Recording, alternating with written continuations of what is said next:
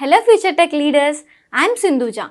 Based on my own experience, I know that learning the right skills can shape our future. What if I say learning was as thrilled as the tech world itself? There we go. A CloudFoundation, that's exactly what you will experience. From day one, you will be immersed in the interactive sessions and expert-led courses that covers most of the widely used technologies in the zone of data science to cloud computing, which brings more light to the life of a techie. I'm so excited to help you and unlock the true potential of a technology. Well, then why to wait? Let's see what it unfolds. We were about to learn what are encoding characters. I'll just close this one. Encoding characters. You might have observed every HSL7 message has encoding character present as part of MCHN2. And EMS8 is the mandatory segment present in any trigger event. I would say these are the special set of characters which plays a meaning of the message within the HL7 formation of the message. What is that meaning they are playing? A caret is the component separator.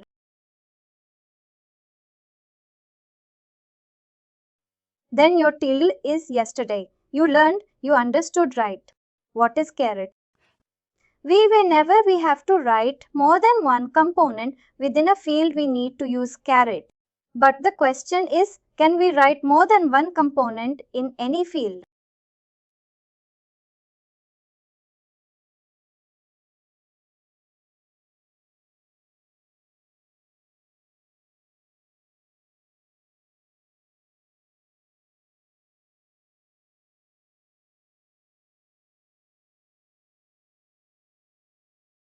No, it is based on the specification. We need to look into the specification. If the specification is complex, meaning the field is holding a data type which is complex, then only you can write more than one component. Escape separator or escape sequence. Then what is next? Your memperson, which is subcomponent.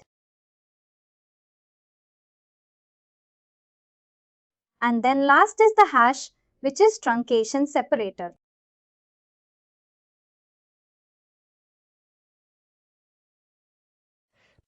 Now very important. This is also HE7EV2 exam question where they will mention what are the default encoding characters within a H7EV2 message.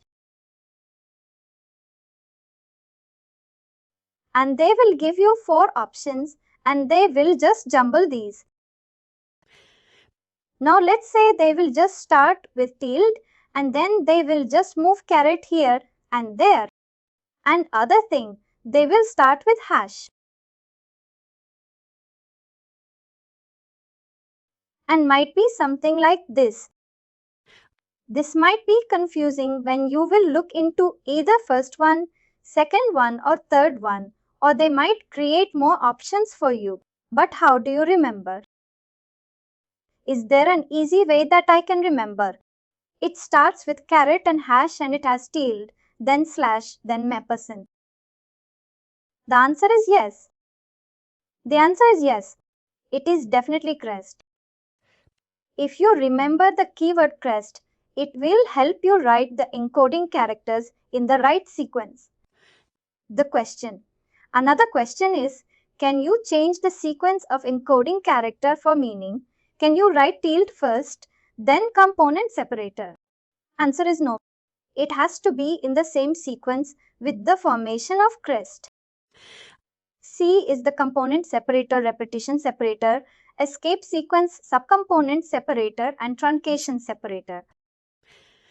You might not see truncation separator added in most of the samples because it was introduced after 2.4. And it is rarely used also.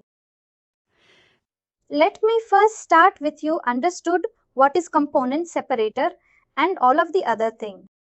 Let's first look into what is the truncation separator. Now let's look into the truncation character considering. Machine will look into one of the item. Machine, where machine. If you go to the specification, it will tell you that it is message control. ID. It's a unique rate or a unique ID for each transaction, and it is of 199 characters. And I have told you that you can definitely reduce the number of characters which needs to be transmitted to the end application. Now considering hospital information system is sending you ADT AO1 message, or let's not talk about it. We will talk about it. It's a 7 message. A normal HAL-send message when HAS is sending it to you. You need to send it to app 1. App 1 is having a constraint on machine that it has to be max 10 characters. But your source application is sending minimum 15 characters. How do you do it? In this case, what you will do is you will take first 9 characters from the incoming string and you will concatenate it with hash. It goes like hash will tell you that the string has been truncated. How hash will work is it works as n-1. For example, now your application supports 10 characters. You need to take 9 minus 1 is 10 minus 1, which is 9. You will take 9 characters from the incoming string and you will add a hash, and application will understand that the data has been truncated from here. And very rarely you will see the data being truncated because it is a clinical data. Nobody would like to truncate even a single dot from a report or even from the order. Anything of that sort. It is just, you should be aware that, in case it happens, this is the usage of truncation character. For example, let's consider the same example. This is our nh10 value. Considering your app, as I said, your application 1 only accepts max of 10 characters. Now, first let's see how many characters are there. It says the incoming sample is sending at 24 characters. Now, in case your end application supports only 10 characters, and this can happen only for the non-clinical fields, because this is a transaction ID. Might be that they will say that we don't support a bigger transaction control, ID. If you see the selection says 24. There are 24 characters coming as part of incoming message. If truncation needs to be done on this as part of the specification from the end application, what is going to happen? You will take first 9 characters. Let's see where is 9.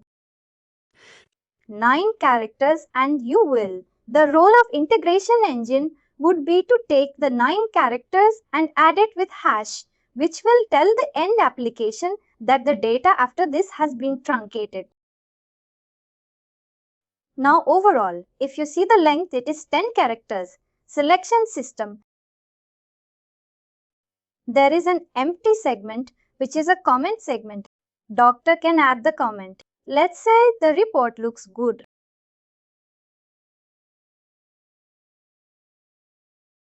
And prescription or medication is given to the patient. Now, if someone will pass this data, this will be considered as first come. This is the entire first component. And within that component, this is the first subcomponent. This is a second subcomponent. Makes sense? This is an example I'm taking. HLS7 has defined on the same lines escape sequences. It is on the same lines how you do escape sequences in the URL encoding. What they have done is they have told, in case you have a pipe coming in the report, for example, there is a pipe also here. Pipe also here. And let's talk about caret also is present here. Now, how do you handle it? What you will do is, rather than sending it like this, you have to send it to the end application. And for %, it is /t/. For pipe, it is /pipe. Sorry, F like this for carrot. This one. This is how you can handle it for truncation. It is /L. You can add, I think I have not written here, it is /L. And in case it is, there is a slash also which is coming which you need to escape. You can use the /E/. That is what it is there. And another thing which HLS7 v2 has done is, in case, let's say, there is another anti-segment where you want to tell the end application something in bold. Let's say report is critical. I don't know what criticality is there in the report. And you want to highlight it that it should come on the application in the bold. You have seen right. I'm not sure if anybody has seen the reports. If you have abnormal rate,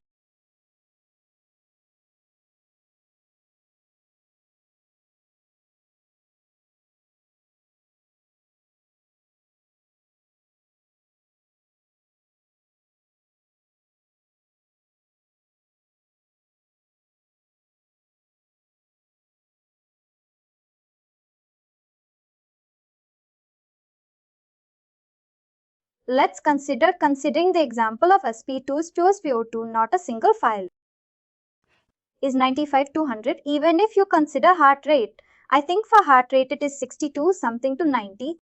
If your heart rate, let's say you went for running and your heart rate is now 130, that will be considered as abnormal heart rate, or it is below 60. It is again abnormal heart rate. And now let's say there is those sort of observations. You want to highlight report is critical as, or let's say SPO2 is 85. Now, in this case, if you want to highlight some of the text, they have also mentioned that you can highlight using /H. What you have to do is wherever you want to highlight, for example, you want to highlight the entire thing. You can start with this, and where you want to stop, you can add / and make sense. This way, the report which will be displayed onto the application for the provider, this string will be marked into the bold. Next topic is, can I change the encoding characters?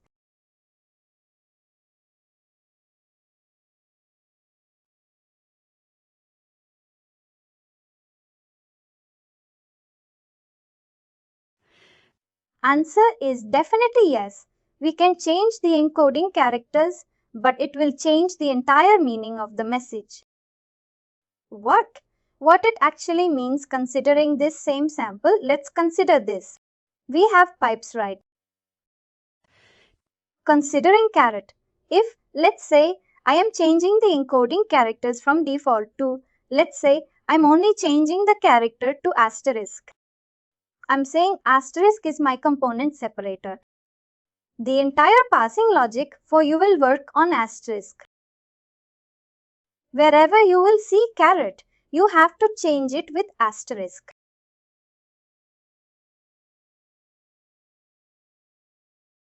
Now I will not do it for all, but this is how badly it will impact you. Those are the default encoding characters given by HL7 v2. HL7 v2 says you can stick to it, but if you feel you need to change it, you can change it. In my 11 years, I have not seen any implementation where it is changed, but there is a provision that you can change it. The next one is on the same lines. There is a segment separator, which is /R. Can we change it to, let's say I want /N. Can we change it to /N? What can be the answer? Answer is no. The HL7 v2 says you cannot change the segment separator.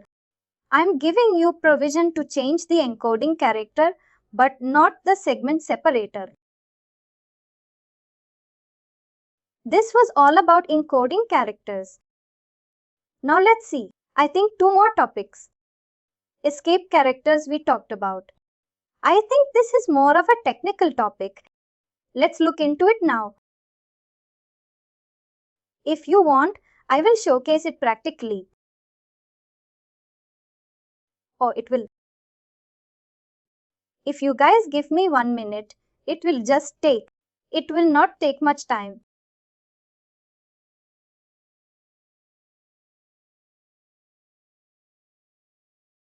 In the meantime, if you want to learn Rhapsody, just see what things I am doing.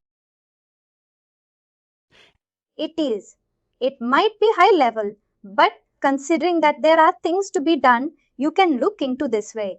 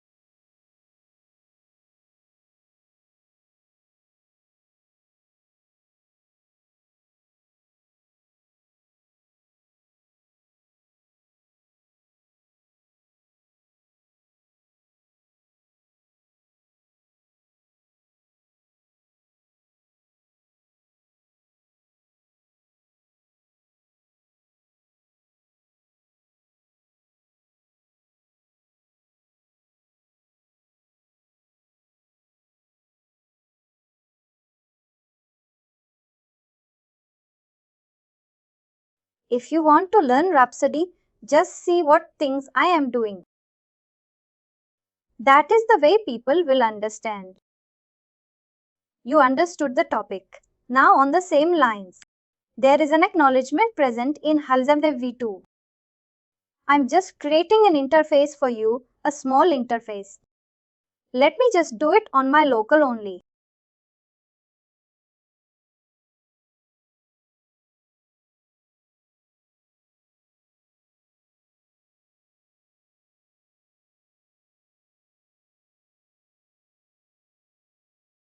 This is all drag and drop. I have not written any passing logic, nothing of that sort. This Rhapsody provides all the provision I have. I have just taken this thing schema definition. And what I'm going to do is I'm going to send a. Now this again will be a problem. Move up. I am just going to send one sample and I will showcase how acknowledgement works. There are modes of acknowledgement. We will definitely learn about it to sort of acknowledgement modes. But let's first understand how acknowledgement looks like, how it works.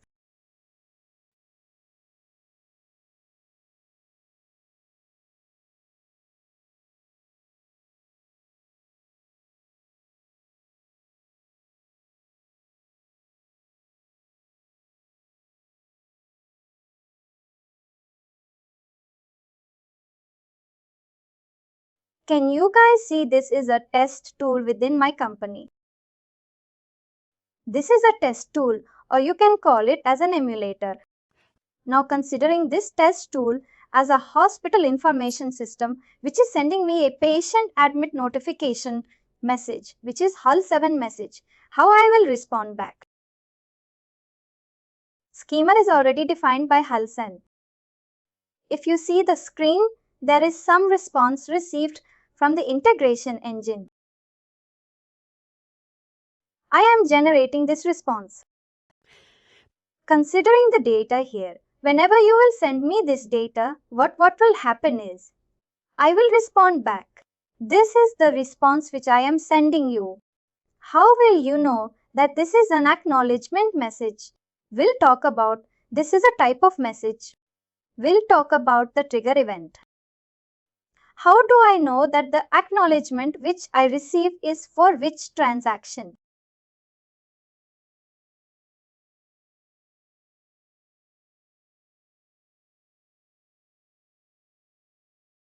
This is a message 10. If this is a message control ID, which is the transaction ID in HL7 v2 terms, it is the transaction ID. In responsive message point 2, how do I know message point 2 will hold this? It is the specification. If you go to MSA segment, MSA point 2 will talk about the control ID for which the response is being received.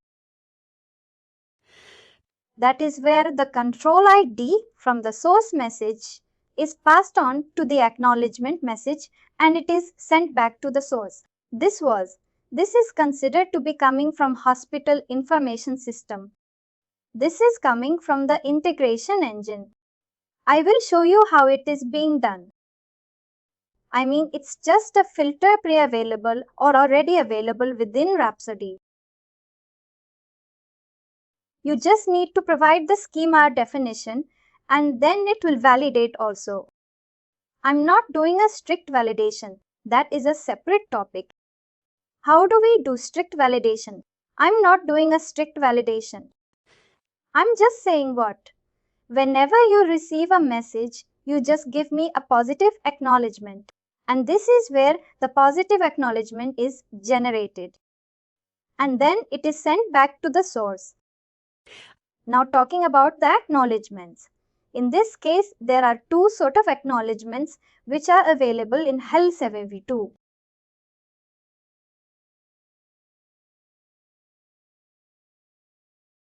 Acknowledgement mode. One is original mode acknowledgement. Second is enhanced mode acknowledgement. Talking about this original mode acknowledgement versus enhanced mode acknowledgement. First thing, this is mostly used. This is rarely used. We'll talk about why. Now let's look into why this is mostly used, considering this to be the hospital information system, this to be the integration engine, this to be the end application. Whenever the hospital will send the data integration engine itself will send you the acknowledgement back saying that I have received it, but there is no guarantee that I have processed it to the end. Application, which means original mode, is sort of it is giving you a receipt of receiving that data, but there is no guarantee that the end application will consume your data because of XYZ reasons might be this application is down. Considering this application is done, this data needs to be sent back either from this or integration engine provides provision to re-inject the data also. Now, whenever HL7 v2 message comes, integration engine will provide the response back immediately. When I say immediately, there are three codes present for acknowledgement. One is AE error. AA is application except AE is application error. IR is application reject. In my case, whatever I showed you, I am doing a normal validation where I'm not.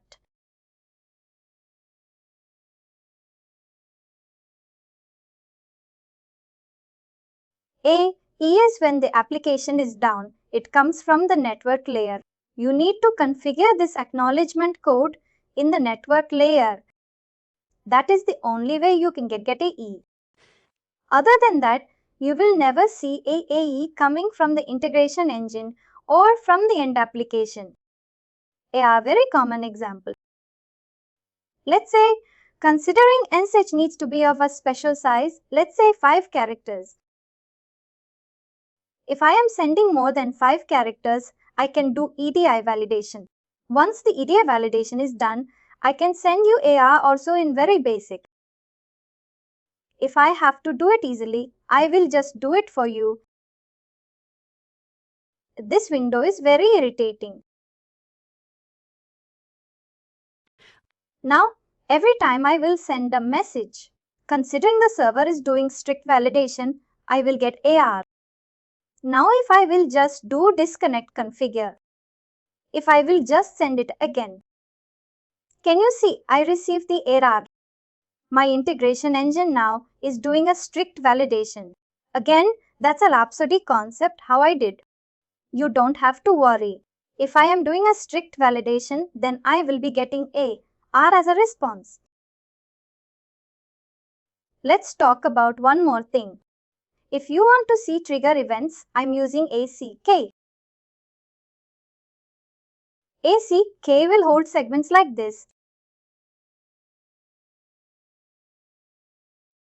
Now, very important part. If the application source application wants to know what all are the issues in the incoming message, you can use ERR segment. Considering MCG is mandatory, SA is mandatory, the Rhapsody is only working on creating two segments which are mandatory. And within those two segments, whether it is considering all the fields, that is up to there are many fields if you see, but it has taken the control ID and some text message, the acknowledgement code and the message control ID. Other than that, it is not taken anything because all of them, either it says it has been withdrawn or it is either optional. Whether you can populate it. Definitely, you can go ahead and populate all of these, including the error code. For example, you can tell the end application your sh.10 holds more than 10 characters, which is not accepted by the end application. Something of that sort. You can provide a textual message if you click on it. It has these many. Where is it? These many fields you can talk about, and it is repeating. Interestingly, if you see it is optional, but repeating it is 0 is to start. You can write for sh.10. This is the issue. ems8, this is the issue. Pedi segment. These many are the issues. Again, on whatever segments you are validating, you can write the entire message, set while you are passing the data. This is where the message is getting generated and it is also on the same lens. It is also a trigger event which is available. You just need to know what is the specification. And now you know how to read a specification, write a specification. It is a code. You need to write a piece of code that the data will be transmitted into the proper shape and form. Now coming back to the acknowledgement. Whenever the HL7 will be sent from the hospital, integration engine will send the response back immediately without sending it to the destination application. In this case, the data loss can happen. For example, when I say data loss, if there are test cases which are not tested during or before the deployment onto the production server, that is where I can think. Other than that, if everything is tested, all test cases are tested within the hospital and the end application, this will never fail. The plus point is the hospital information system or the EMR does not have to wait for the acknowledgement to the data is processed through the end application. Because this integration engine layer needs to build the contract. Then this will send the acknowledgement back. Then this integration engine will send the acknowledgement back to this. In this case, it is the immediate acknowledgement which integration engine will provide it to the source that I have received it. You don't worry about it now. This is the original mode acknowledgement. This is a request coming from source. If I was not doing a strict validation, I got to accept A. This is the array code. Accept acknowledgement. This is when I was doing strict passing, I got accept reject, application reject. This is how the sample is built again. As I've told you, there are more segments to the sample. Feel free to add it. This is Rhapsody generated default acknowledgements. If you want to build enhanced acknowledgements, you can definitely use code also to build it.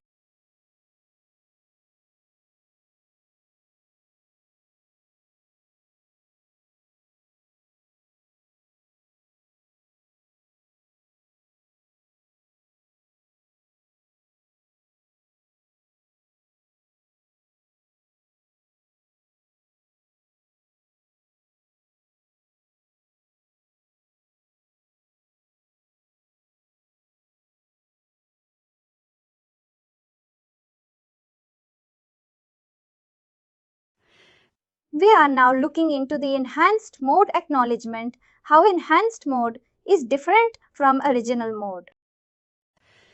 In this case, whenever hospital is sending data to integration engine will immediately send the acknowledgement back. But in this case, the acknowledgement which will be sent by the integration engine we will talk first is enhanced mode. Now the acknowledgement, the first level acknowledgement which will be sent by integration engine is CA, CR or CE, which is commit accept, commit reject or commit error.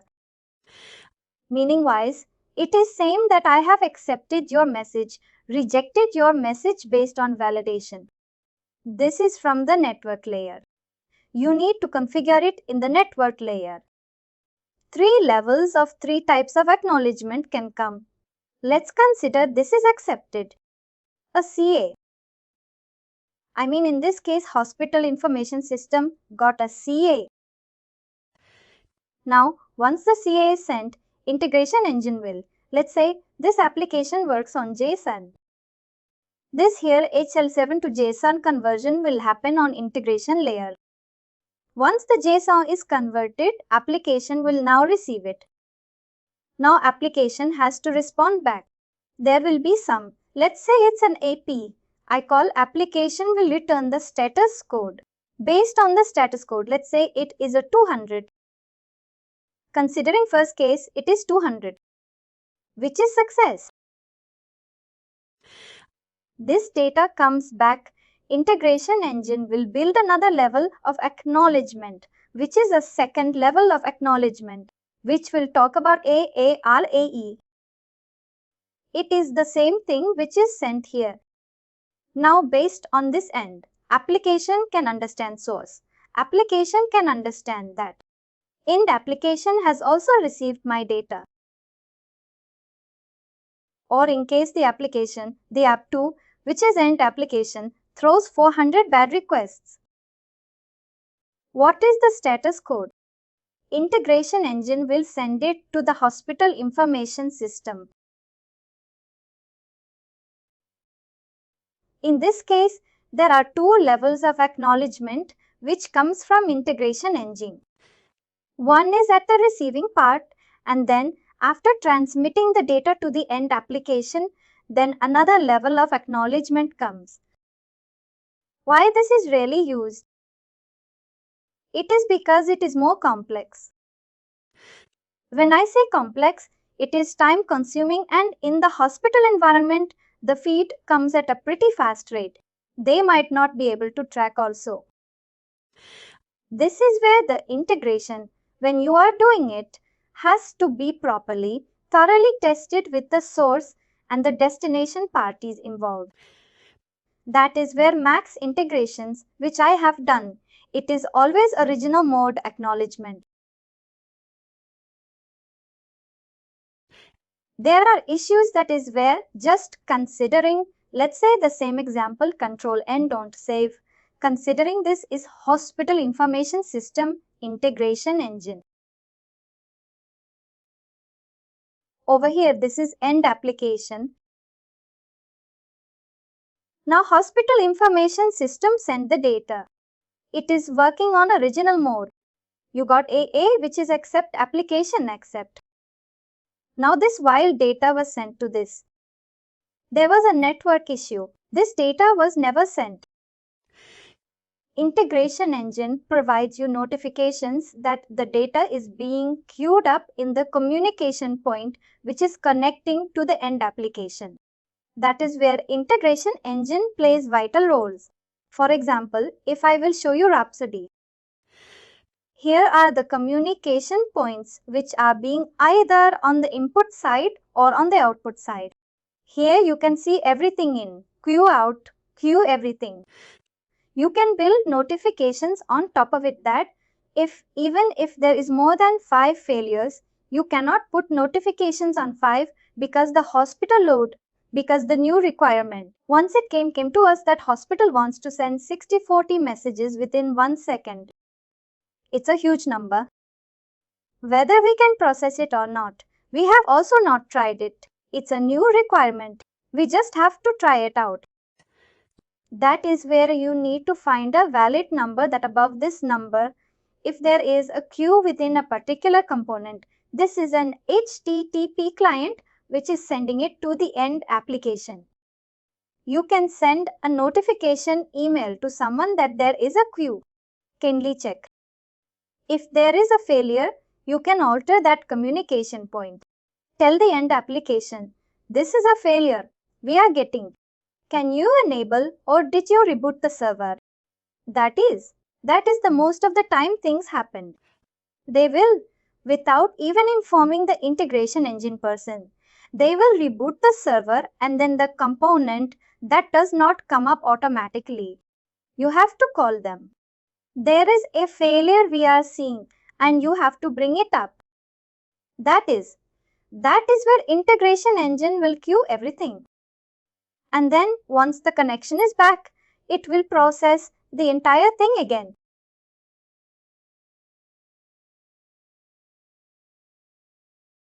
Source does not have to send anything because everything is queued here. If you understand, perhaps any integration engine, I'm not saying absolutely any integration engine, uses your disk space. Whatever transaction you receive, it will create an entry onto your disk. When I say disk, it is your hard drive. Wherever you have installed integration engine. Any Rhapsody Mirth Ensemble core point. It will create a file onto your directory and whenever you want to process it again, there is a provision to reprocess the transaction.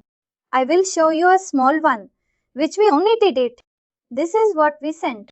If you want to resend it again, there is a button available. You can just say re-inject. It is now, there were 2 transactions. Now it will show you 3. And here also it will tell you this is how Rhapsody is behaving. It is saying re-injected to the engine. This is the source message ID. All of these transactions I can show you also it. These are available on my disk calls. But that is the Rhapsody or the integration layer concept that everything is queued. That is where a very important concept in integration layer comes into picture, which is archive cleanup. That you cannot hold the data for lifelong because the more number of transactions which will come, it will just keep on adding space to your disk. That is where usually for our implementations, we provide archive cleanup for 90 days. That we will hold your data for 90 days in case you don't find any data being processed for a patient. And then we will kindly report within 90 days. Otherwise, our integration engine will clear the data from the disk. And then there is no way. Then you only have to send it. Most of the time I will tell you there is a project which is ongoing in our project.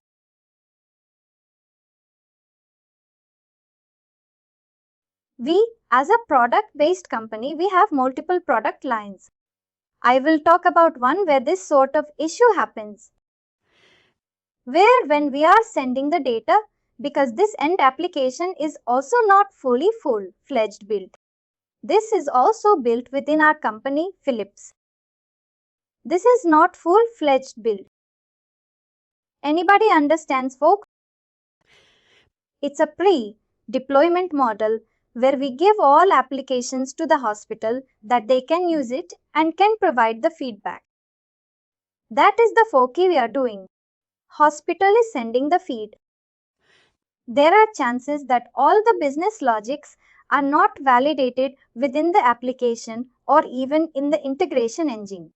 And there was a scenario which I faced last week. That hospital is saying we sent the data to the. This is an analytics application for cancer research. The data which was sent, it is 90 days. They have not even seen on the dashboard. Then it was again on the same lens. Archive cleanup has run. We cannot send the data again from the integration layer. Hospital needs to send it back. Those sort of issues happens, but there is always a provision to track it. Now, in this case, tracking ways in the integration engine, you cannot track it because the data is clear. We need to request hospital to send it back. And again, hospital should be aware that if they are not seeing the data, and they should immediately report it. Let's consider here the message fails. Then it is the role of integration engine to if you are working on original mode acknowledgement. Here you got AA. Definitely you got AA because we are not doing strict validation. Now here, when you say the user is not found, then this has to be rectified on the integration layer. Now there are two ways. One is there has to be a response code coming back from the end application. That is definitely coming. Now on what basis when you say user not found? What is the next step to fix it? That also has to be implemented on the integration. There are phases. I will talk about two companies' experience. Let's put it in this way. My previous experience goes with CT's Tech, where I was doing results and orders implementation on again integration layer only. Talking about HIS, I will talk about integration engine, will not take the names. Now there is a lab. It can be any lab you must. I worked with these labs, Bay State election. Any lab Sunquest also. Now, in this case, what happens when integration engine? What happens is there is a kickoff call. This is the procedure which happens in which was happening in CT's Tech. There is a kickoff call. You understand the requirements that you are only going to work on RM messages and ORU messages. That order will be placed in the EMR. It will be flown to the laboratory. Result will come back from laboratory. It has to be flown back to the hospital information system. Then you need to look into the specification of both. What you will receive, what you have to send, what you will receive from lab, and what you have to send it back to the hospital information system. Once that is done, then there will be test cases. When I say test cases in this case, what usually happens is hospital tells that these are the frequent orders.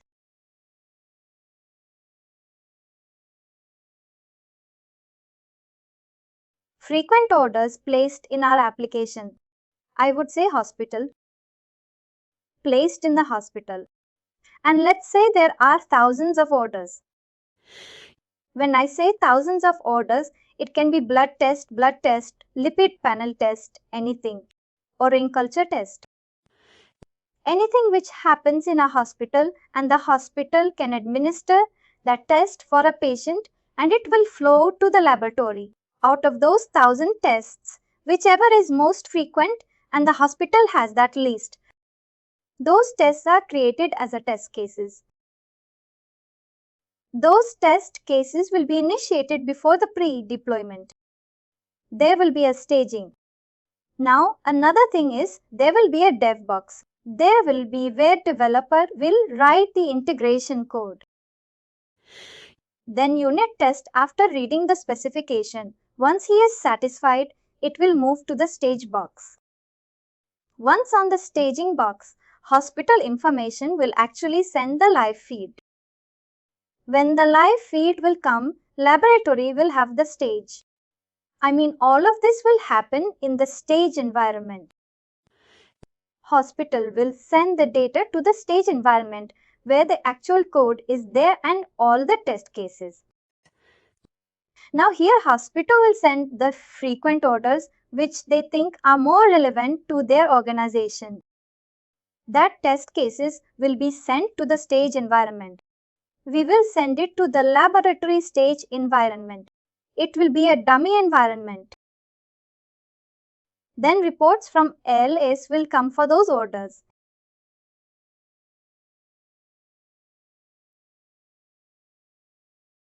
Now, in this case, patient does not have to go.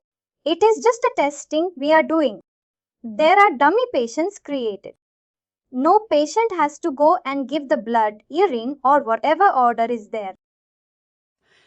Laboratory will send the results back, and now integration engine will formulate the data model as per HIS and will send it to HEs. This way, all of the majority of the test cases are already covered, and when both the parties are satisfied with the testing, they have to sign user acceptance form. There is a form which both the parties will sign that we are good with this and we are concluding. We are moving it to the production. That is where the data is moved to the production, and then the actual data from hospital comes to the integration engine.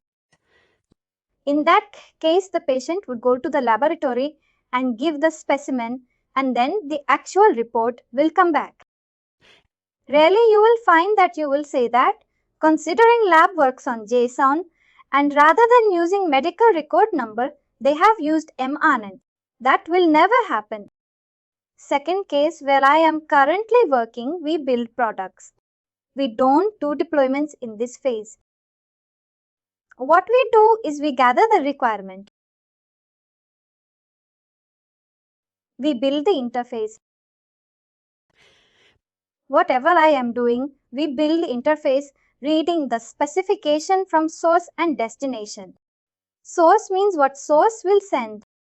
Destination means what we have to send it to the destination. Now, we will get the samples from the source and we will get the actual application from destination.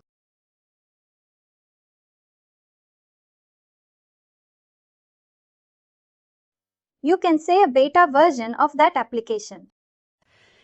In this case, the source samples. You can definitely trigger it via this test tool, whether it's XML, JSON. Even Rhapsody has a provision to transmit data using the polars. You can send it data from the source, then the application you already have. End-to-end connectivity will always do, and you will test all the use cases.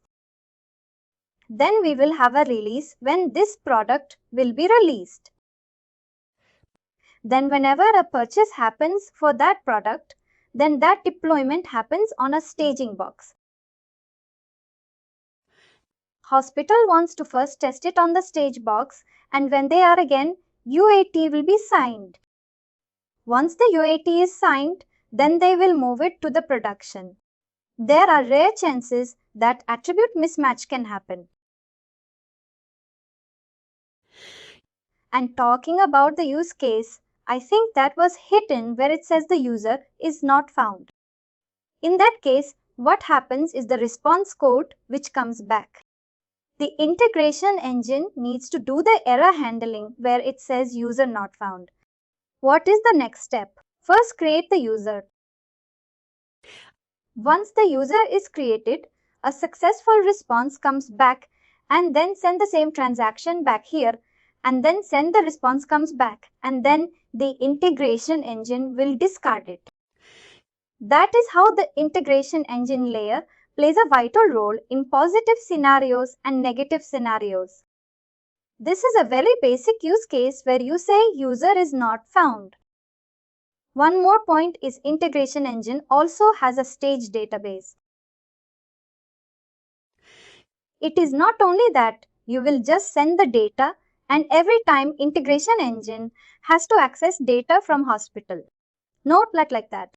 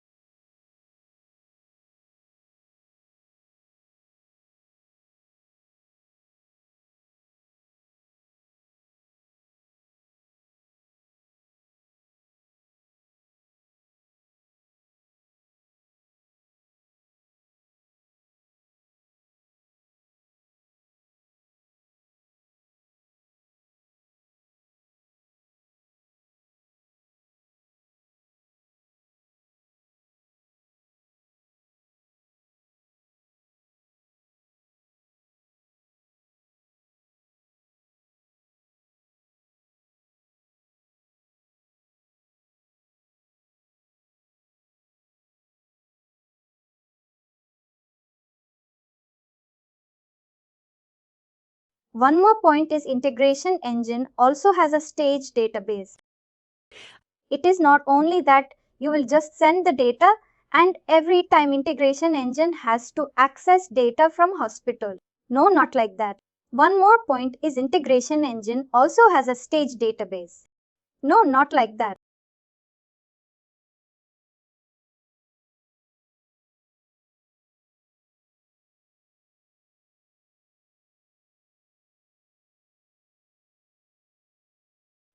Now considering sources sending your data, you build a contract. Here also I will add something. I will say destination contract in JSON. Whatever. I have built a contract. I have sent it to the application. Now this application sent me a data where it says let's add. It's already there.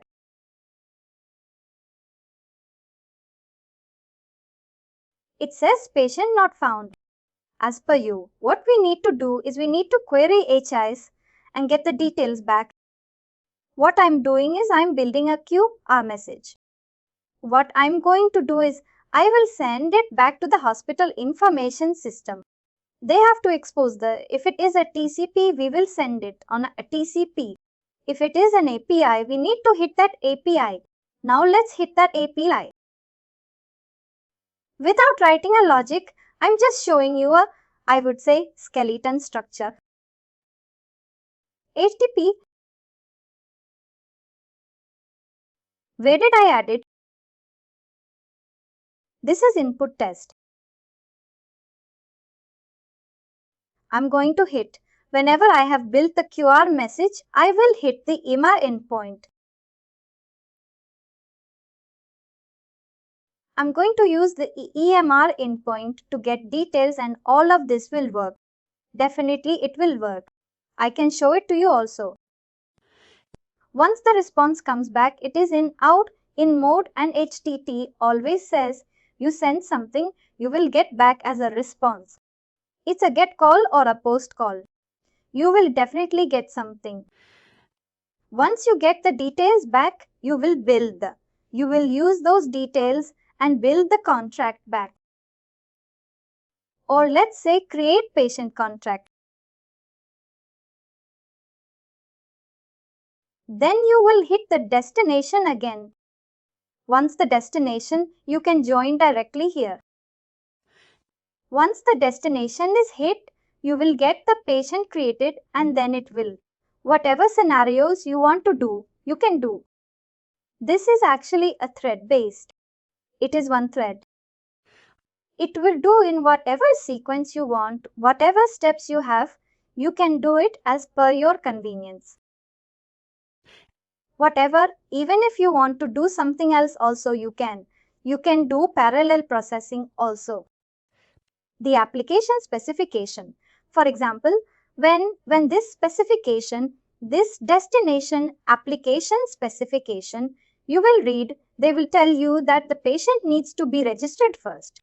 And then you need to send the data. This is a very common scenario which happens. Two things you can do. First, query the destination system. If the patient is found, then directly send the contract. If patient is not found, then you build the patient first and then send the contract to them. They will also expose it. How do you need to validate the patient? Either you will send me the data only and I will tell you in the response code that patient not found and then you do it. This is all written in the specification. And those are, I'm not sure if you have heard of the term Swagger documents. We actually use Swagger documents, which will a very easy one. I'll show you how the application tells this. This is what they're expecting. This is some open API. If you see there is some /pet or pet by find. This is a get call unit to do. This is the context path you will be framing. And if you just open it, it will tell you what all parameters it is expecting and in return, what is the status code you can gain if it is 200. It is a successful and the response will look something like this, 400. It will tell you invalid status code. All of these APIs you need to expose. Once you expose those API, when I say expose, it is just you need to do a documentation and give it to someone that other party can read and can implement it. Delete separate. How do you delete a pet? Let's say if there's a considering upload image to BA or store. Is there? Store order by user, user logout, user create, user is not there. Or create with list something. There, this is the least you can consider. You can send patient data, something like this, and it will create a patient. This is the context path. You need to use a post method. There is no request body something. This is the example they have given. This is how the specification plays a vital role. Every time you are working in healthcare, it is always reading the specification correctly. And then you will be able to enable the data flow between the applications. In HL7, I think this is the last topic which I will be covering for HL7. Then we will look into HAR, a small topic which is localization. Considering, I will give you a live example which we encountered recently. It was somewhere in North America. We already have an implementation with PCS where we are sending an order data and the PACS, then the patient goes and captures the images and PACS will store it. Then I think there is a rule which is brought up. I'm not sure which state, which country, which city. There is a rule which is brought up within that region where preferred gender and legal gender needs to be sent to the end application.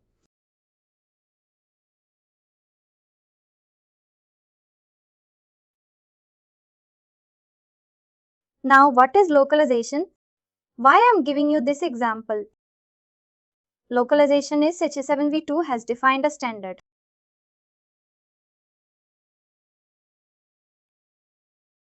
How many of you think that will accommodate all over the world use cases? There is a field, there is a component, there is a subcomponent which will be available within either of the versions of H7vv2, where you will be able to map some data which is of your interest. We will definitely require some sort of flexibility using which, if there is no field available within HL7v2 or a field or a component or a subcomponent, then how do we map it? That is where localization concept comes into picture. You will definitely hear people saying Z segments, Z fields. You can add components, subcomponents also. It works on the same lines. We will first look into Z fields and Z segments. Other two components and subcomponents, you will definitely be able to crack it by yourself. Now considering what is this Z thing, what HL7v2 says is, in case you don't have a placeholder within the defined standard, you can use Z segment.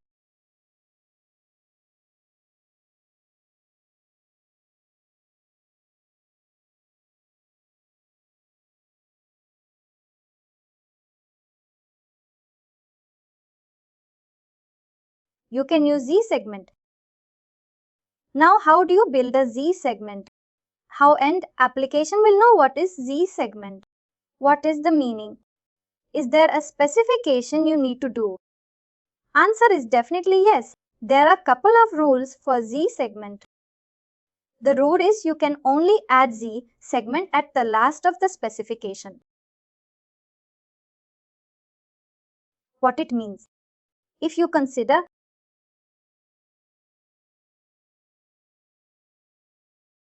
considering, you need to just consider the same example.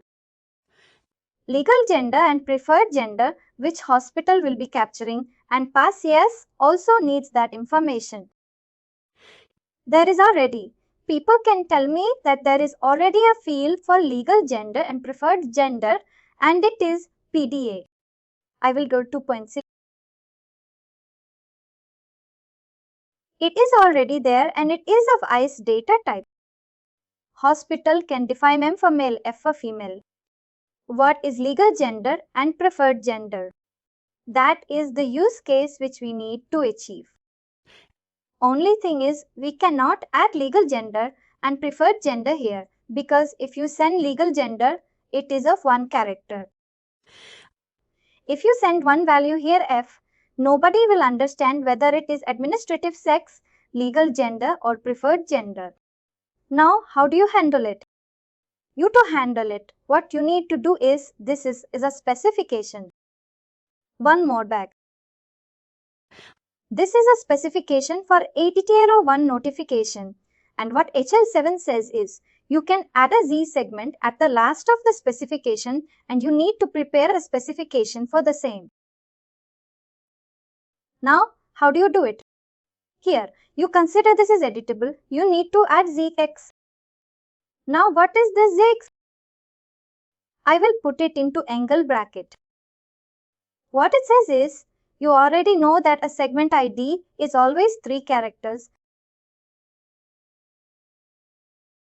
Same goes for Z segment. 1 character is already given. That is why I added ZZ in the angle bracket, that you can add anything. It can be alphanumeric thing. You can add 11, you can add 10, something. You can add anything and it will be your own Z segment. Now what you have to do, something similar to this. You have to say ZDS. You need to give a name. My custom segment.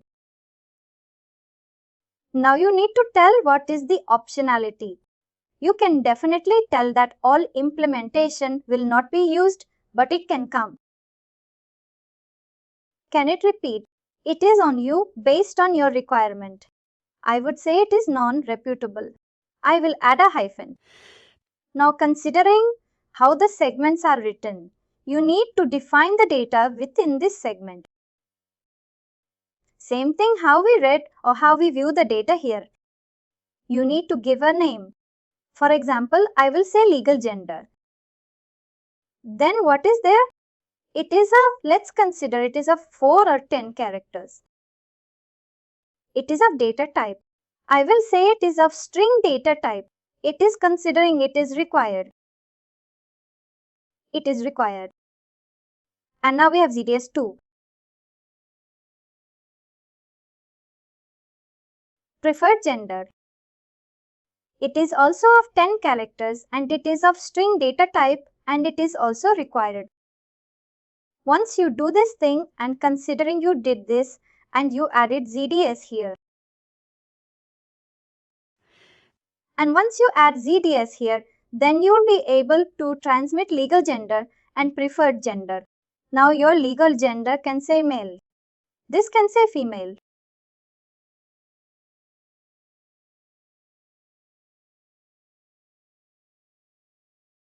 Next is talking about Z field.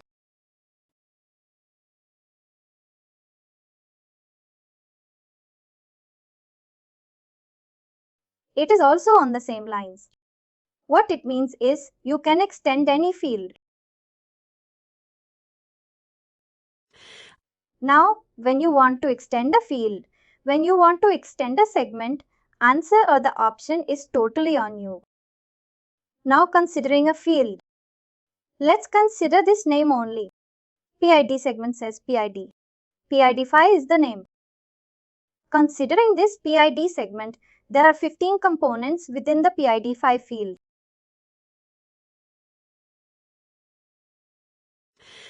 Now, even if you think that this does not hold good, 15 components are not good enough for you, you still have some additional data. What is that you can do? On the same lines, what you can do is H7v2 says you can extend any field only at the last. What it means is you cannot add a component before if you are working on 2.6 version of, this is 2.8. If you are working on 2.8 version of H7v2, You can create a component at PID 5.16 but not before it, or you cannot shuffle anything which is predefined. Now what you can do is, if you have some data now, let's consider this. 15 components are not good enough for you. You can define your own 16th component. Call it as custom something. If you have a name, you can give it custom component.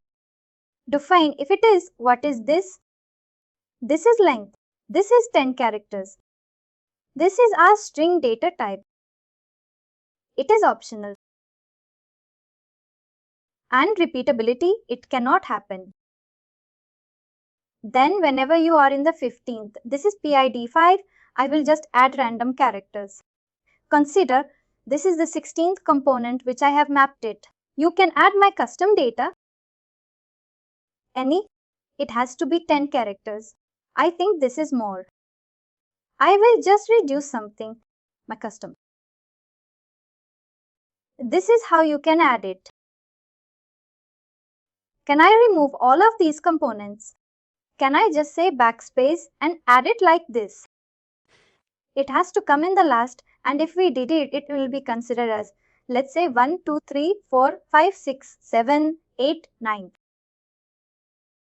And 9th component always says it is name context. But what we are sending it is my custom field extension. That is where you cannot omit the empty fields because the data is present at the last. A very simple concept of batching, considering hospital wants to send bulk messages which will never happen. I have not seen this thing happening. But in case you find it, what is the structure you can expect?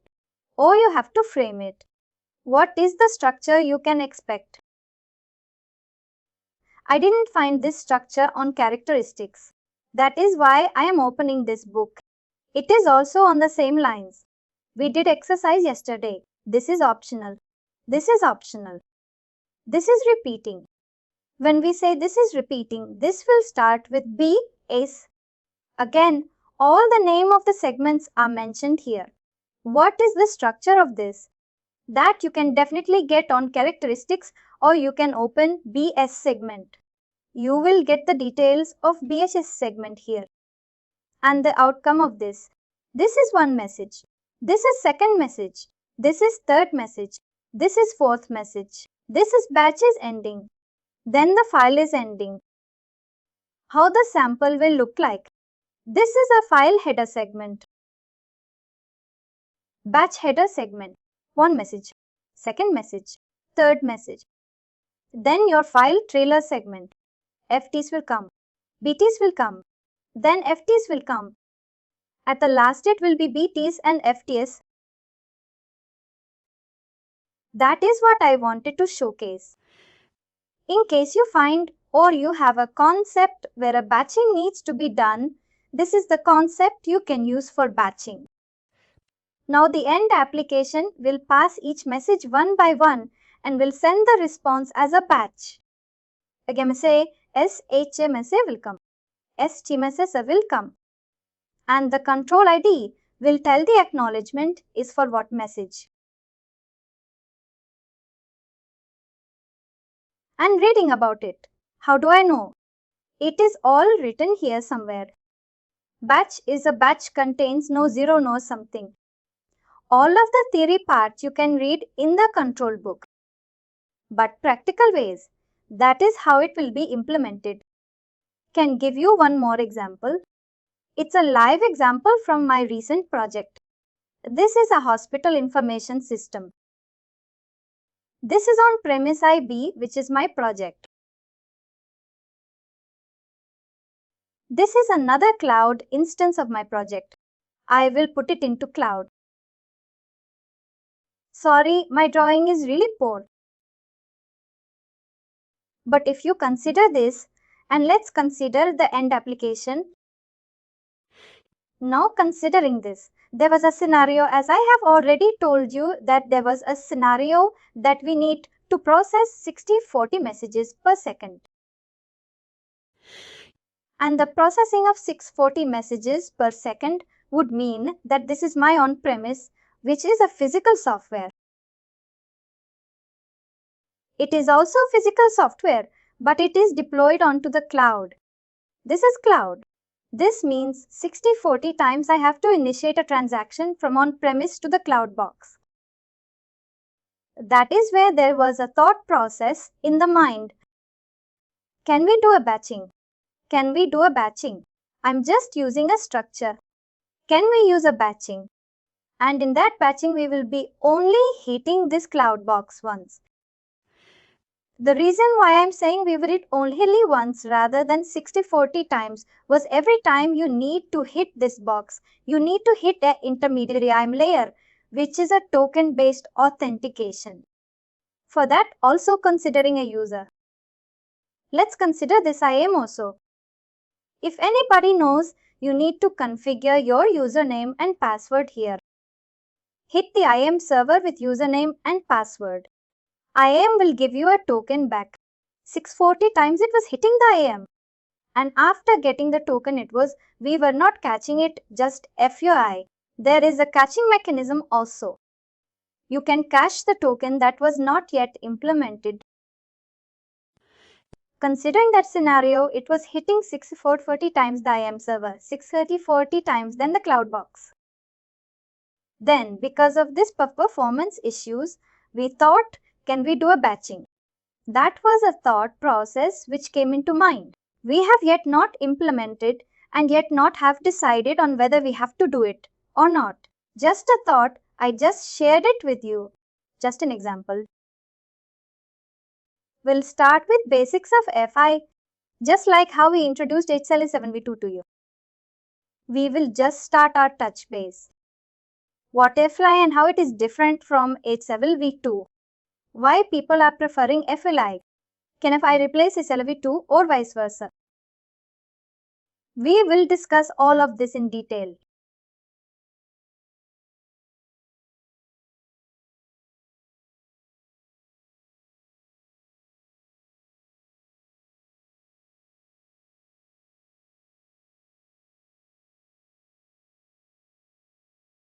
This is a standard which is created by Graham Greene. I don't even know what year you can. That's a theoretical question. You can figure it out. That is a standard which is created by Graham Greene and adopted by HL7 org.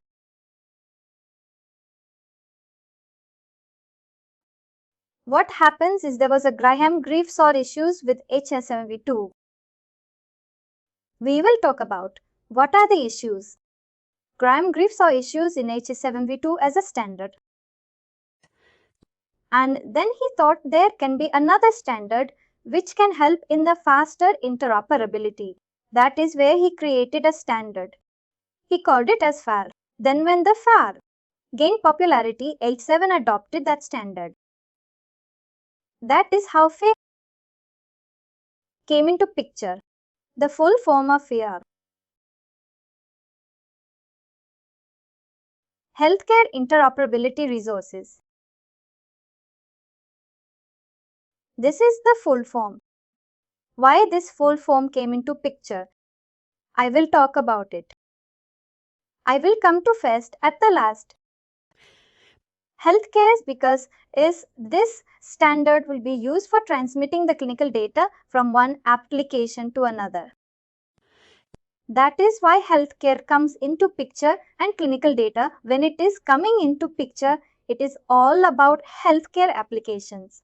That is why healthcare term is there. Interoperability. This is a standard for interoperability. That is where interoperability keyword is there. Resources. Works on resources. Works on resources. Now coming to what is FAST. For me, you might find different definitions for this FAST. For me, FAST is faster in creating the data processing pipeline. I will tell you the reason why this is FAST. Considering this is the hospital information system. And let's consider there is another stager. Or there is another application which is working as a subset of this application. Now, if a doctor considering order this order, let's consider this is app 1, this is app 2.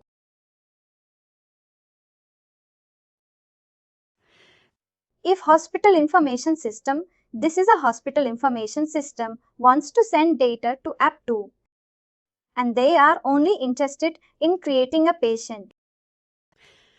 Creating a patient means they will only require some subset of patient demographics and MNN.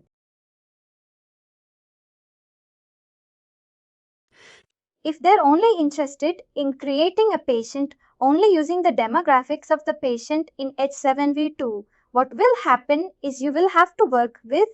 Let's go back to the specification one more time. Let's say registering a patient. Even if you look into it, you have to use message segments. I've added a message. You can add multiple pipes. You can think of that it is populated. Considering that if there is an EVN, also required EVN pipe. Then there is PID required PID pipe. And there is a PV1 also required. P1 also required. Just to transmit data which is present only as part of PID segment. Minimum set you have to create is this much. Makes sense?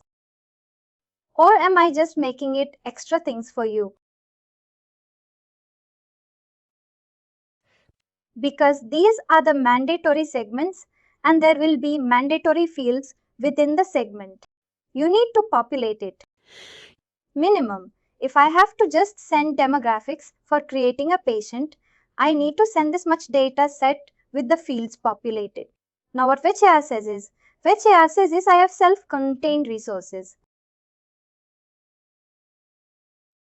Every time you will hear FHIR, I will be talking about resources. I have self-contained resources which will be unique and will only talk about that context only. If I am talking about patient, I don't have to work with MSH. I don't have to work with EVN. I don't have to work with PV1.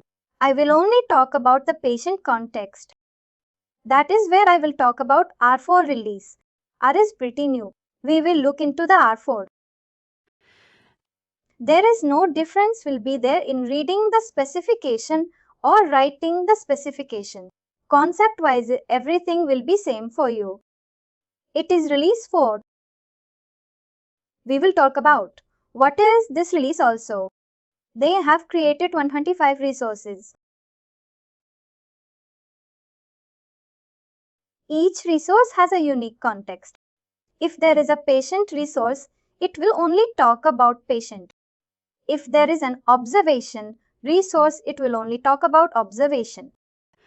How the linkage happens between this observation belongs to, for example, observation is there, a heart rate observation. How then that observation resource will tell that it has a reference to patient or it belongs to patient. That is a referencing concept. We will learn about it. That is why if FHIR says that if you have to work with only patient data, you use patient resource and you just transmit the data, an application will be able to consume that data and will be. You don't have to worry about MSH. You don't have to worry about EVN. You don't have to worry about PV1 as available HS7v2. That is why the amount of data payload which you have to work with it is minimal. And that is where the interoperability is faster.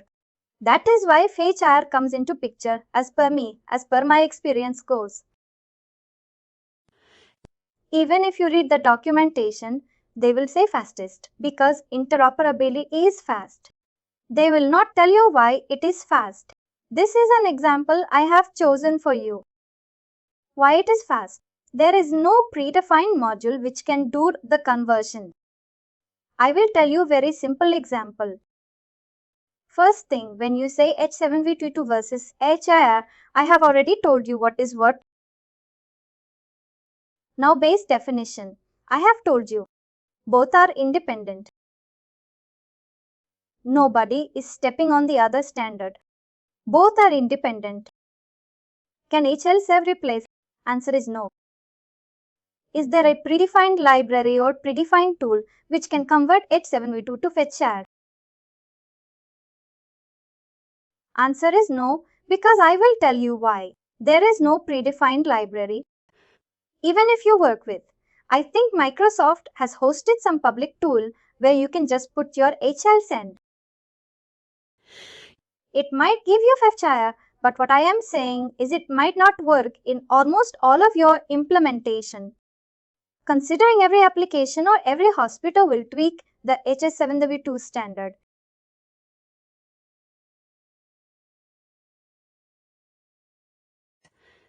And this is going to happen definitely because they will mark couple of fields as mandatory, couple of fields as optional, which are already optional. Whatever mapping sheet, what HL7 to FHIR, Microsoft or whatever tool you find online have defined might work for one of your clients, but will not work for all of your clients. Now, how you can do this conversion. We will definitely talk about it. Is there a predefined sheet which is there? Some sort of help is there. We will learn more about it when we will go in depth in the HL7 to HIR also. Both are independent now. And talking about, we worked on versions of H7v2. Max, they are still 2.6. They have not upgraded because all of those are legacy code. They don't even want to touch. That is where the versions of V2 is 2.0 to 2.9. FHIR releases are also available. How it looks like is, there is the name of the releases are. I will put the full form in just a minute.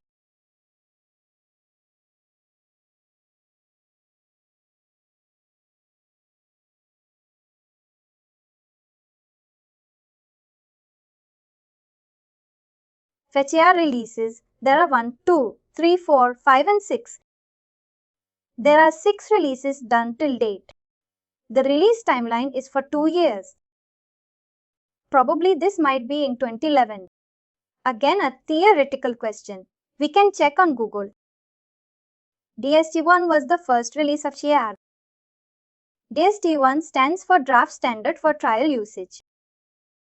Number 1 is the release 1. DSTU2 is Draft Standard for Trial Usage 2.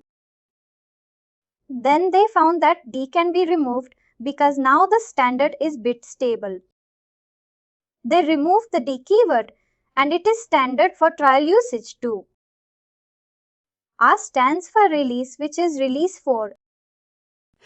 There was a minor changes or bug fixes or hot fix. You can say which was done on R4 and minor release was done, which is R4B.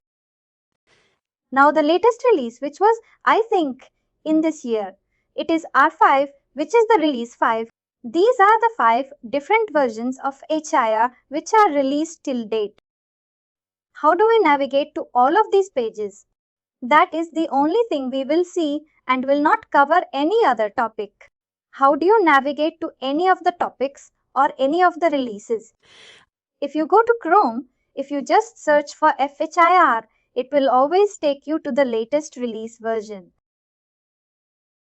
If you just click on it, it will always take you to the latest release version. I will show you how it is. It is telling you it is R5. How you can track back.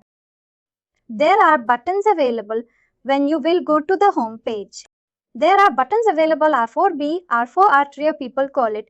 The actual name is TU3. The actual name for the R2 is DST2. You can click on it, but how do you traverse to DST1?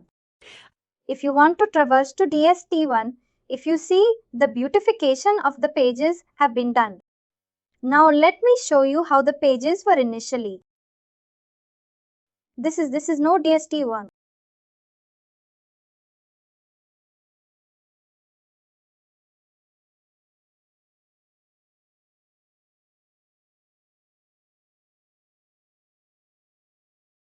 Did they rename it to seriously R1? Let's see. They renamed it to R1, but the actual name is DST1. If you click on this, this is how the initial page was. We will learn all about pages traversing through the pages. What is there in each page? What is the resources? If you see there are list of resources present, we will talk about all of these links also. This is just traversing on the FHIR page. This is T1. If you see that this is the list of resources which are there.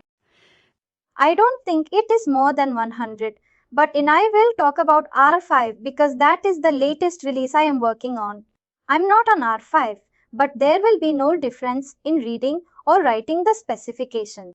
I would talk about R4. Go R4. This is Did We Move? It is R4 release. If you click on resources page, the pages are beautified, enhanced text is also enhanced, content is also enhanced, and they have created a tabular format.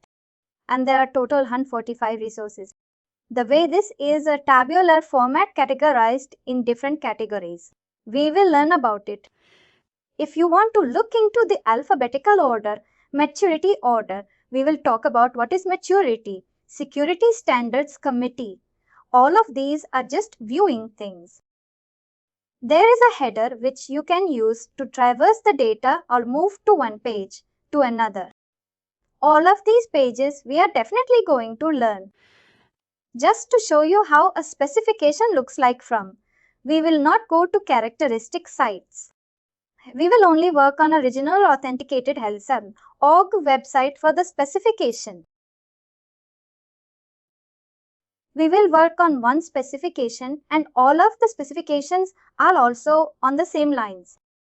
Over here, if you see, this is a patient resource. These are the tabs. We will look into it. There is some use case they have talked about when you can use this resource, when you cannot use this resource. There is the specification, how you used to see. There is a CDA template available. I have a schema file for that. There are CDA validators also, CDA viewer also. There are templates available. You can download it. That will give you what attribute comes where. Even it will give you a tabular format. We just have to work on finding the correct page for finding the CDA directory. Then, once you know what is the specification, what tag will come first. Then, within the tag, what is a child? It works on the same lines. There will be a tag, there will be a cardinality, there will be repeatability, and you just have to follow the specification. It is all the standard then. And finally, do not forget to like, share and subscribe to our channel.